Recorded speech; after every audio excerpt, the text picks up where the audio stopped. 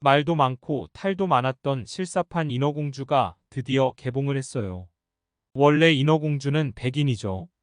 그럴 수밖에 없는 건 인어공주를 만든 사람이 유럽 사람이니 인어공주도 백인인 거죠. 그런 인어공주를 백인이 아닌 유색인으로 한다고 하니 논란이 되었죠.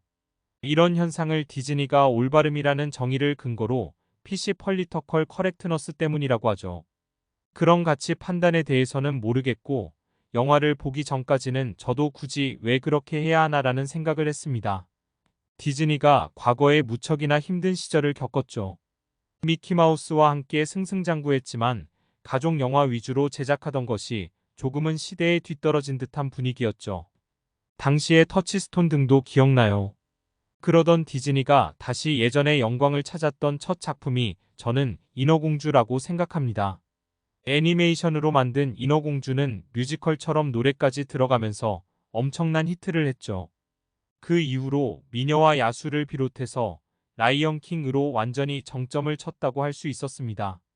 현재는 디즈니가 마블을 비롯해서 탑이라고 할 정도가 되었죠. 그랬던 디즈니가 최근에는 예전 인기 있었던 애니메이션을 실사화를 하고 있습니다. 전적으로 기술의 발달 덕분이죠. 애니메이션을 실시화하려면 유치하지 않아야 하죠. 얼마나 애니메이션의 그 느낌을 살리면서도 볼 때에 자연스럽냐가 관건일 테니 말이죠.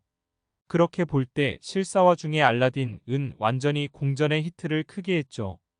디즈니가 실사화한 것도 이제는 엄청나게 성공한다는 예상과 함께요. 막상 다른 작품은 그다지 성공하지는 못했습니다. 이번 인어공주도 논란으로 거꾸로 볼 때 사람들의 관심이 되었죠. 안타깝게도 꼭 보고 싶다는 것보다는 보지 않겠다는 쪽으로 말이죠. 저도 굳이 볼 생각을 하지는 않았습니다. 어떻게 하다 보니 보게 되었네요.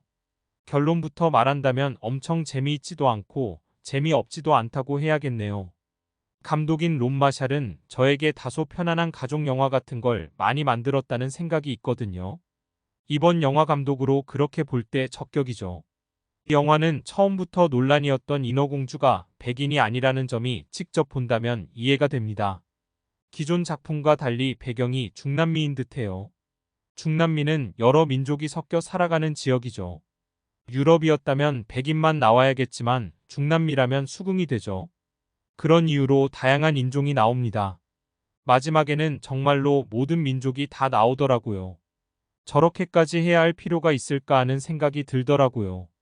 또한 의외로 영화를 보게 되니 막상 어색하지도 않고 거부감도 전혀 들지 않더라고요. 에리얼 할리 베일리은 물 위 인간 세계에 대한 동경이 있어요. 바다에서는 트리튼 왕 하비에르 바르뎀을 비롯해서 모두가 인간에 대해 긍정적인 생각은 하지 않아요. 에리얼의 생각 자체를 철없는 생각이라고 여기죠. 에릭 왕자 조너 하우어 킹는 바다에서 배를 타고 다니며 활동을 하는데 이 모습을 에리얼이 보게 되죠. 위험한 순간에 에리얼이 구해주면서 에릭은 애타게 찾습니다. 울슐라 멜리사 메카시는 오빠인 트리튼 왕에 대해 적개심을 갖고 구실을 찾고 있었죠. 인간에 대해 동경하는 에리얼을 미끼로 삼아 음모를 꾸밉니다. 에리얼은 지상으로 가서 에릭과 함께 즐거운 시간을 보내게 됩니다. 이때에 에리얼을 돕기 위해 스커틀 이콰파나 새와 세바스찬 데이비드 디그스게, 플라운더 제이콥 트렘블레이 물고기가 함께합니다. 사실 내용 자체는 모르는 사람이 거의 없겠죠. 워낙 유명한 동화면서 애니메이션으로도 널리 알려졌으니까요. 영화를 보던 중에 중간에 살짝 졸기는 했습니다. 이미 아는 내용이라 그런지도 모르겠어요. 너무 친숙한 더우가 나올 때는 유쾌하긴 했거든요. 아쉬우건 이미 널리 알려진 곡인데 좀 더 유쾌하고 소란스러웠으면 좋았을 텐데 말이죠. 애니메이션으로 나왔을 때의 그 느낌은 좀 적더라고요. 아무래도 실사화로 만들었다고 해도 배경이 바다라 쉽지 않겠죠. 얼마나 자연스럽게 바닷속에서 모습을 보여주느냐가 관건이죠. 확실히 기술이 발전해서 이제는 해낼 수 있었던 듯해요. 바닷속에 있는 것 같은 느낌을 아주 잘 살리긴 했더라고요. 약간 우스웠던 건 바다가 아닌 수면 위에 있을 때였어요. 그나마 에리얼은 머리결을 전부 묶어 차이가 없었어요. 트리튼 왕은 바다에 있을 때 기술로 잘 만들어 자연스러운데 수면 위에 있을 때는 머리카락이 오히려 이상하더라고요. 울슐라가 바다에서 에일리와 에릭을 없애려고 할 때 보여주는 액션은 꽤 볼만했어요. 바다에 소용돌이를 만들어 거대한 물이 넘실 때는 장면은 괜찮더라고요.